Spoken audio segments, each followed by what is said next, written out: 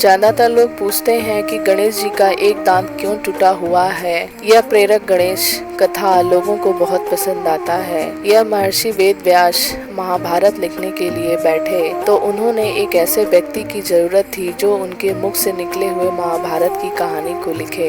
इस कार्य के लिए उन्होंने श्री गणेश को चुना। गणेश जी भी इस बात के लिए मान गए, पर उनकी एक शर्त थी कि पूरा महाभारत लेखन को एक पल के लिए भी बिना रुके पूरा करना होगा। गणेश जी बोले, अगर आप एक बार भी रुकेंगे तो मैं लिखना बंद कर दूंगा। महर्षि वेद व्यास ने गणेश जी की इस शर्त को मान लिया, लेकिन वेद व्यास ने गणेश जी के सामने भी एक शर्त रखा और कहा, गणेश आप जो भी लिखोगे समझकर ही लिखेंगे। गणेश जी भी उनकी शर्त मान गए। दोनों महाभारत के महाकाव्य को लिखने के लिए बैठ गए। वेद व्यास जी महाकाव्य को अपने मुंह से बोलने लगे और गणेश जी समझ समझ कर जल्दी जल्दी लिखने लगे। कुछ देर लिखने के बाद अचानक से गणेश जी का कलम टूट गया। कलम महर्षि के बोलने की तेजी को संभाल न सका। गणेश जी समझ गए कि उन्हें थोड़ा सा गर्व हो गया था और उन्होंने महर्षि के शक्ति और ज्ञान को न समझा।